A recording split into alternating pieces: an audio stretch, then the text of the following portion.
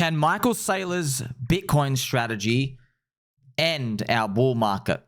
We'll see how this is going to play out, of course, friends. But earlier, what we saw in this month, we saw MicroStrategy, Michael Saylor, he announced another new stock, STRD, STRD, okay? So they've described it, right? A new perpetual preferred stock offering. The beautiful part is what we can do, friends. We can actually crank it up a bit. Because Grok, our baby doll friend Grok, who we're going to enjoy a doobie with, Mr. Grok is going to explain exactly what it is. Thank you to Mr. One of Us for asking this, right? Explain this as if I'm in the 8th grade. Look what Grok says. Hey, imagine you have a company called MicroStrategy and it wants to buy more Bitcoin. To get the cash to buy the Bitcoin, they basically just sell you a stock like STRD now. It's like lending MicroStrategy money. So you're probably going to ask, right? But for my money, I want a return. Okay, what do they give you in return? Well, they promise to pay you 10% interest every year forever. You're like, okay, now you're in Ponzi territory. Very strange. So they're selling, $711 million worth.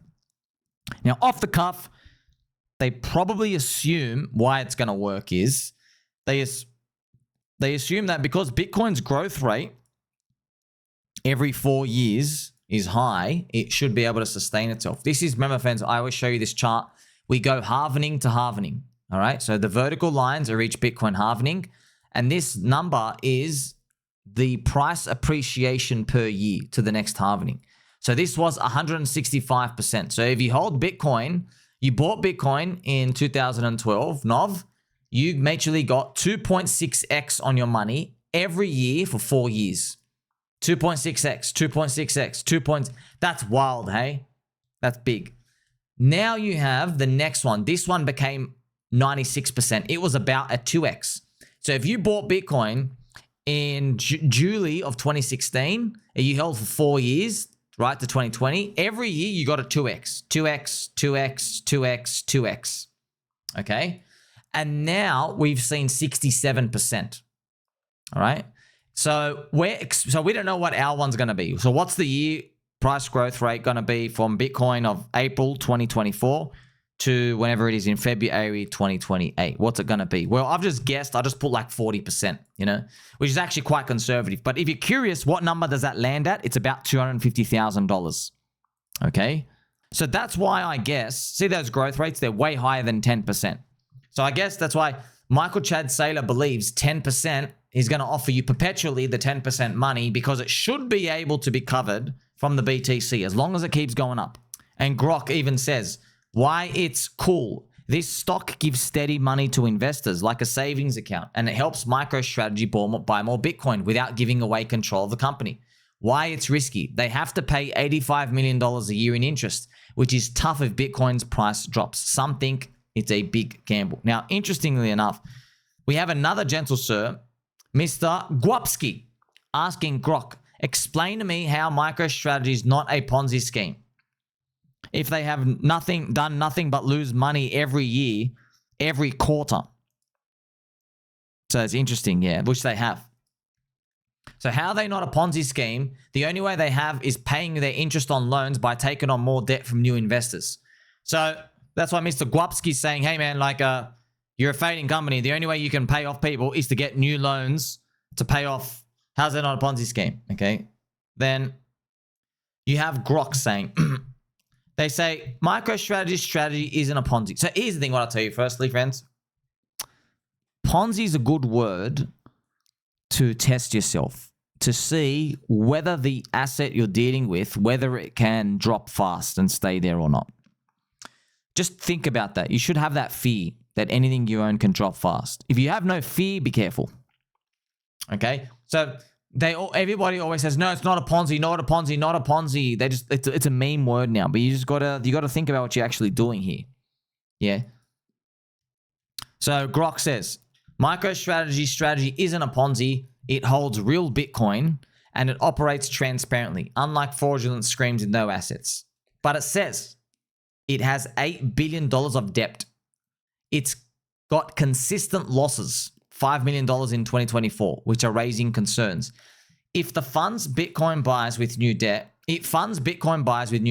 creating a risky loop where rising Bitcoin prices boost the stock value, enabling more borrowing. But if the Bitcoin crashes down, the debt could exceed your assets, threatening sustainability. It's a high-risk bet on Bitcoin's future, not fraud, but its reliance on new capital worries critics. So there you go, friends. Pretty much Grok explains it is a Ponzi. It says, no, but it's not a Ponzi because they have real assets on the balance sheet. Bro, you're not getting it, Grok. We get it. We're having fun here. So the growth rate can basically stall out and it can go down. It's funny, right? AI says, Grok, why did you call the debt heavy? There's less than 20% of their assets. I think that would be considered light debt. And then Grok explains why it's by accounting standards. 20%. He says it's heavy. Grok says it's heavy, right? When really, I think Grok says if you had 12% or less, it would be light. So I have more explanation events because we want to dive deeper. So can these things explode? Look, I'll just tell you right now. When everyone says, preposterous, no, it can't. Yes, it can. Anything can go down, dude. Oh no, legally, people aren't allowed to sell. Yes, they are. Are you serious? It's humans. They can get the pitchfork and they can ask to sell this thing if they want. And guess what? They're not going to do it in euphoria. It would only be depression. My friend Eli, I'll explain Michael Saylor's game and what it means for the cryptocurrency industry. He says, Michael Saylor's borrowing money. He's offering investors a choice. He goes, you have A or B. A, you can get your money back in yield. Or B, get strategy stock at a certain price. So at the maturity, if the market stock price is high enough, investors will want B. Okay, so it's basically this is how you get trapped, friends, because they give you two choices, like, oh, this is both great, but like, what if the whole thing's just kaput, right? It's kind of like I bring you to dinner and then one of us just have like literally soil and mud in one plate and the other one I have like nail clippings and I'm like, okay, what do you want? Do you want the toenail clippings or do you want the mud? And you're like, oh, I'm more of a mud dude, you know what I mean? No, they're both bad. They're both bad. Here's some pictures to brighten you up. Here's Michael Saylor cheering. Happy. So he is giving FOMO to everyone out here, friends. Of course, he's coming out on all the shows, right? Talking about how, Bitcoin is the way, the truth, the light. It is, cybernetic hornet's nest energy. But then Eli, look at Eli continuing. The money that is borrowed buys Bitcoin. It puts it on the strategy balance sheet. Bitcoin goes up and everyone's happy. What's not to like? And then he asks some questions. Why do investors prefer this? What if Bitcoin goes down? So, right. Good question, right? Why do investors even prefer the MicroStrategy? And then he says, stocks are easier to buy and hold than Bitcoin. Because for most people, I did not know this, most people consider self-custody Bitcoin, they consider it scary because they're scared of the thought that you can lose it and it's gone forever. With stocks, it's your login, it's your ID and everything out here, right? And there's also regulation stuff. So everyone wants to be like Michael Saylor. Long term, it'll end in tears. Some of these companies will either default or renegotiate the loans or go bankrupt, in which case the investors end up with Bitcoin. So here's a second question. Okay, what if Bitcoin goes down? Then, if it goes down, Michael Saylor will offer investors two hard choices. Number one, either agree to a haircut or demand that the loans be paid back. He says, but all the money is in Bitcoin. So this means bankruptcy, which means investors end up with Bitcoin. That's pretty much what he's saying. Self-circular. And it's funny, Eli, maybe Eli actually follows me and actually watches my stuff. He goes, this is inevitable. This is exactly what your friend told me. I say all the time. Many investors will lose money and they're going to blame Bitcoin. They're going to blame the whole blockchain crypto industry. And they're going to say this is bad, right? But no, it's because of their risk-taking abilities. That's what was bad. So in the midst of all this, friends, it will be coming down to the whole normal cyclical play of these where Michael Saylor's first, He gets everyone else in. They keep going. There will be a posturing that you're a bigger believer. You never know, man, friends. Maybe literally Michael Saylor gets like a massive chest tattoo of Bitcoin logo when it's like 200K. You never know. He might literally, and I'll be like, sell everything. Just start selling. In fact, put on like a 2x leverage short on Bitcoin probably right now. Maybe make like 1.5x. Oh, don't do it, but that's what I'll be thinking. If you see him with the tattoo. All right. We're looking for like these exogenous, you know, like always finding like that magical unicorn deer. That's right. It's a unicorn and a deer.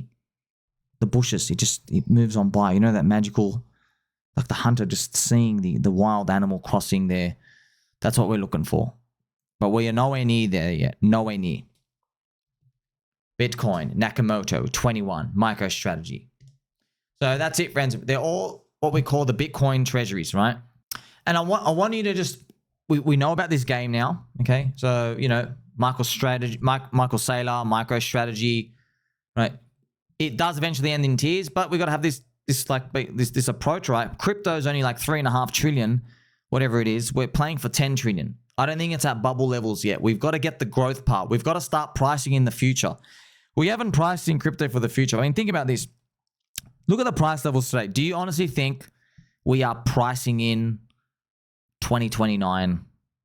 No, because it's kind of fun. You're pricing 4 years into the future, right? Have we priced in 2028 and 2029? No, we haven't. Stable coins are expected to grow to 2 trillion plus.